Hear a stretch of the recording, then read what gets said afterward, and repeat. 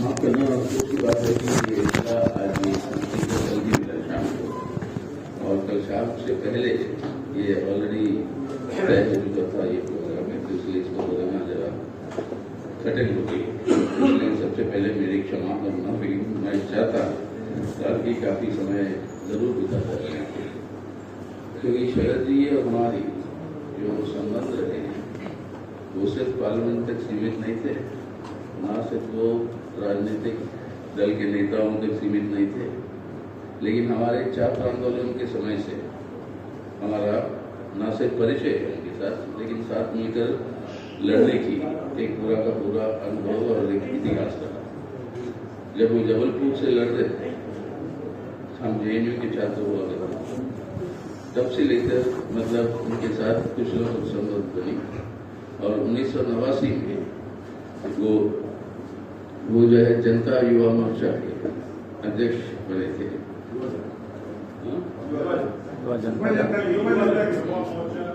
युवा जनता दल, मतलब माफ करना, मैं दक्षिण से आता हूँ, तो एक बार दिमाग में ये अनुवाद का सिलसिला शुरू हो जाता है, तो युवा जनता दल को भी हम हिंदी में ही अनुवाद कर देते हैं। जनता दल का युवा मोर्चा के लोग थे, तो वो उसके अध्यक्ष थे, और हम एसएफआई के अध्यक्ष हुआ करते थे स्टूडेंट फेडरेशन में गया।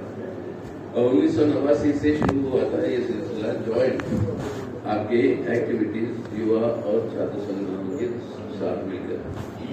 और उस समय याद होगा आपको कि एक तरफ से इमरजेंसी के ढांचे को खत्म करना था, दूसरी तरफ से सामाजिक न्याय के लिए संघर्ष को आगे ले जाना था, और तीसरी हमारे कम्युनिस्टों की तरफ से यही था कि मेहनतकश जनता, खासतौर से मजदूर के साथ उनकी अधिकारों की रक्षा करनी। ये तीन धाराएं थी। एक तो जनतंत्र का बचाने का वो व्यवस्था को और सुधारे, दूसरा ये जो सामाजिक न्याय, और तीसरा आपकी मजदूर, किसान, खेत मजदूर, उन लोगों की समस्याओं को हल करने। इन समस्याओं के ऊपर कई सारे कन्वेंशन ज्वाइंटली किए युवा और छात्र संगठनों में। शरद जी और हमारा उसके अंदर भागीदारी काफी रही, और जब वीपी सिंह जी का समय आया और ये मंडल का सिलसिला जो है वो जब शुरू हुआ, और उसी समय उसका विरोध ये बाबरी मस्जिद का और अद्वानी जी की यात्रा का जब वो सिलसिला शुरू हुआ, हमें याद है अभी भी बोट क्लब में, उन दिनों में बोट क्लब में बहुत बड़ी मीटिंगें हुआ करती थी, अनुमति मिल जाता था सरकारों से। वो बाबरी मस्जिद के गिराने के बाद से ही वो अनुमति वहां से बंद हो गई, बोट क्लब पे कोई रैली नहीं हो सकती थी।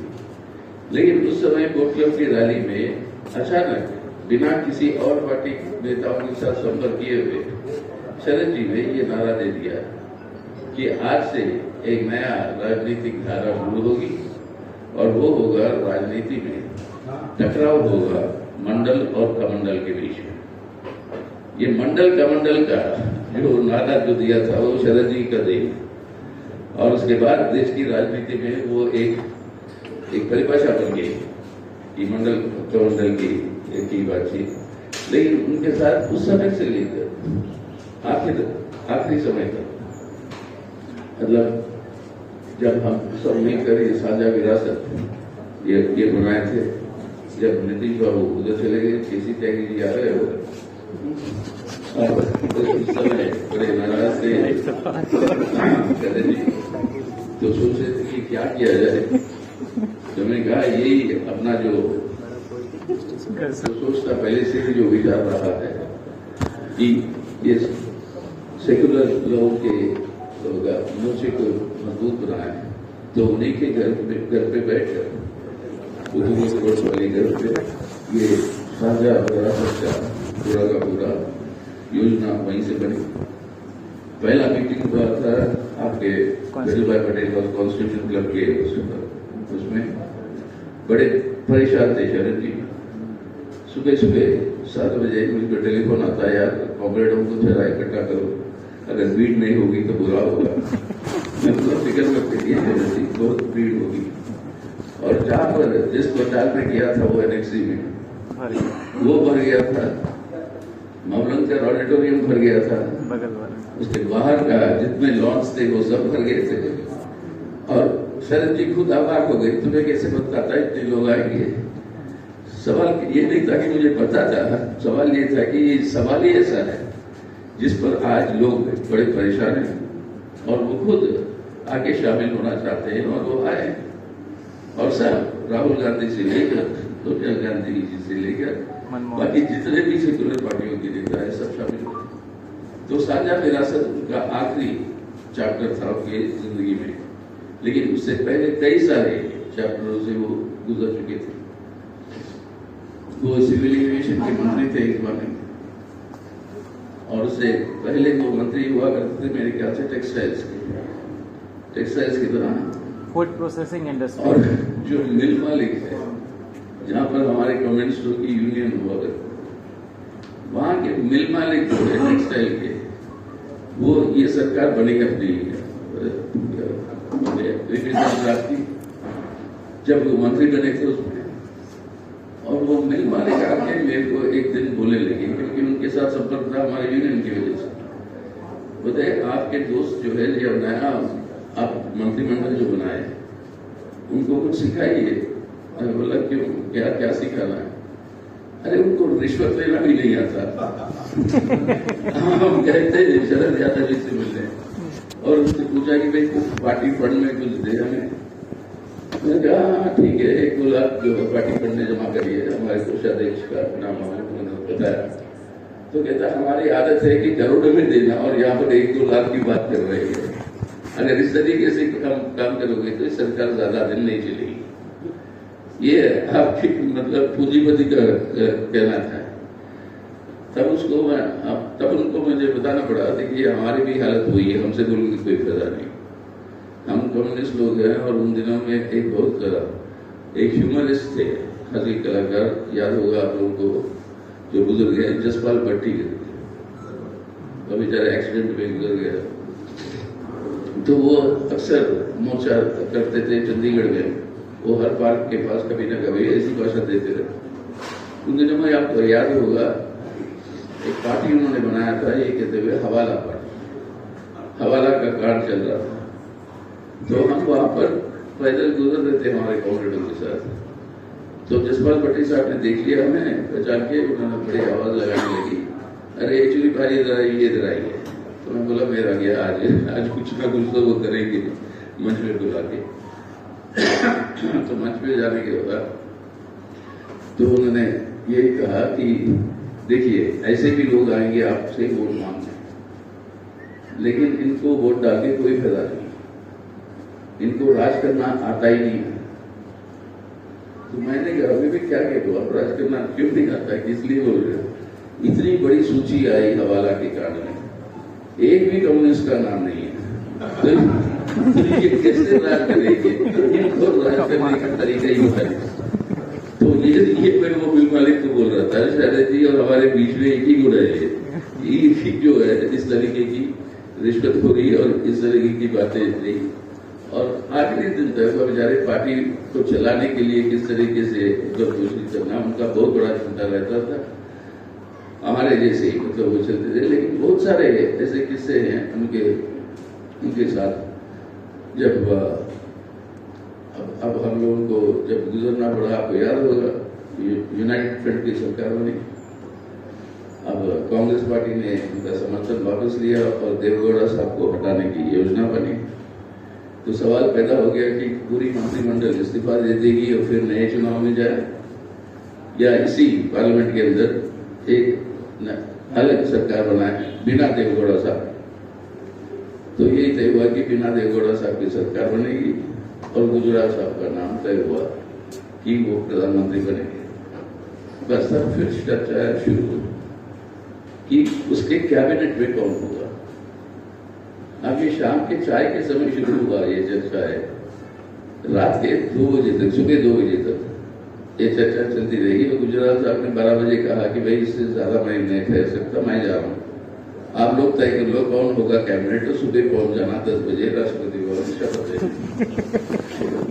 ये हालत थी, सबसे तक चले थी वाले बैठे रहते। और उसी करुणानिधि थे जो ना हिंदी जानते थे ना कोई भाषा जिनके साथ कोई संपर्क नहीं हो सकता था, और ज्योति बसु थे बंगाली, सुजीत साहब थे जिनके साथ पंजाबी हिंदी में अच्छे थे।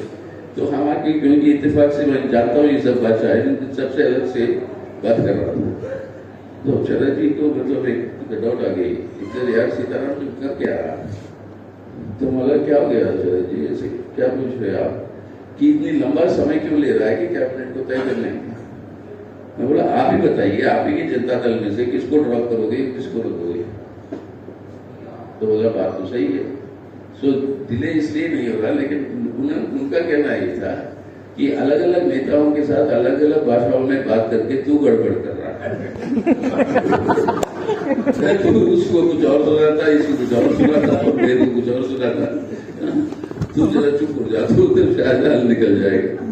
तो बोला हल्का एक ही तरीका है सर, और वो तरीका है सिर्फ प्रधानमंत्री बदलो, जो कैबिनेट था पुराना उसी को रख दो, इसके अलावा कोई हल नहीं है।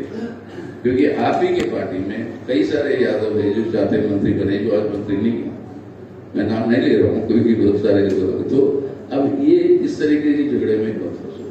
मान लिया उन्होंने ये बात, और वही पुरानी कैबिनेट गुजरात साहब के साथ उन्होंने शपथ ग्रहण लिया था सुबह। तो इस तरीके के कई सारे घटनाएं हैं।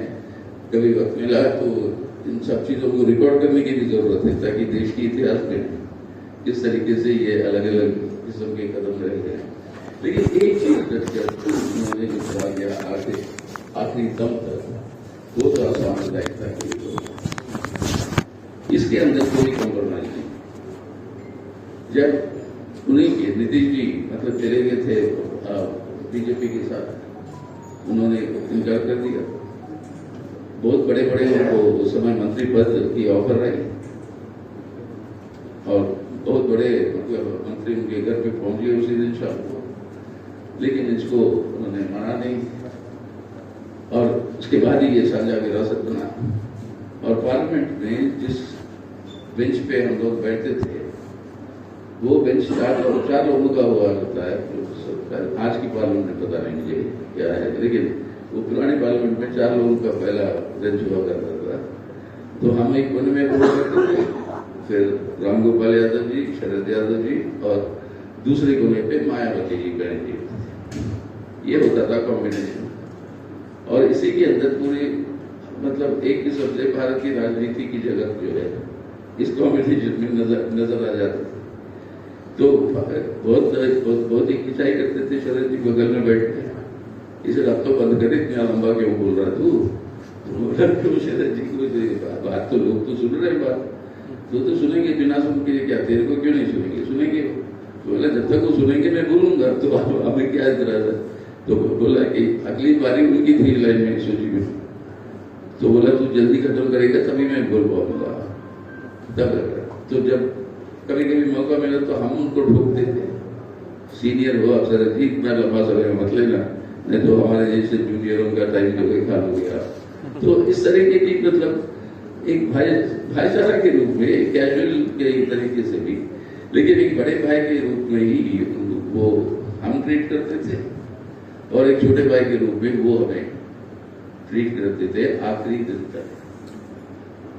भाभी है नहीं यहाँ पे, क्योंकि आखिरी दिनों में जब उनको ये पूरा मतलब बीमारी का ये सिलसिला जब चल रहा था, बड़ा तंग किया मोदी सरकार ने उनको घर के बारे में, और इतना तंग किया कि उसको किसी न किसी तरीके से केस में, जब तक वो पार्लियामेंट का उनका जो टेन्योर था, पार्लियामेंट से तो हटा दिया, लेकिन उनका जो समय था पार्लियामेंट का जो होना चाहिए था, तब तक कोर्ट ने उनको आदेश दिया सरकार को कि उनको इस घर से आप हटा नहीं सकते।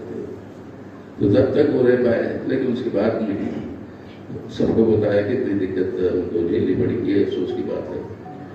खैर अब वो है नहीं, उनकी यादें बहुत है, उनसे प्रेरणा बहुत लेते हैं, लेते रहेंगे, और उससे भी ज्यादा एक नेक इंसान थे, और नेक इंसान एक राजनीतिक नेता बनना वो भी एक बड़ी मुश्किल सी बात है आज के दिन और आज के माहौल में। और ये जो कॉम्बिनेशन उनका था, एक इंसानियत की, एक उसूल के आधार पर दृढ़ता के साथ खड़े रहना, गलत हो या सही, जो बात आप मानते हो उसके साथ जुड़ के रहना आपको।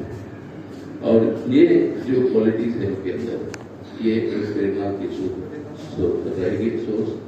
और हम उनको नमन करते हुए, उनको होमेश करते हुए हम चाहेंगे कि हम ये यादगार शरद जी की लगातार इसको बरकरार रखें, कुछ ऐसी संस्था या व्यवस्था बनाए जहाँ पर कुछ ऐसे एक्टिविटीज करते जाए जिसके चलते हम इन उसूलों, व्यक्तिगत याद से भी ज्यादा जो उसूल थे उनको जो है मजबूती के साथ आगे ले जाएं। इसके लिए हम भी योगदान देने के लिए तैयार हैं सभी के साथ हमारे पार्टी की तरफ से। तो हम चाहेंगे कि ये वो आने वाले दिनों में, और यही उम्मीद करते हुए शरद जी को मेरा नमन और आप सबसे विदा लेते हैं।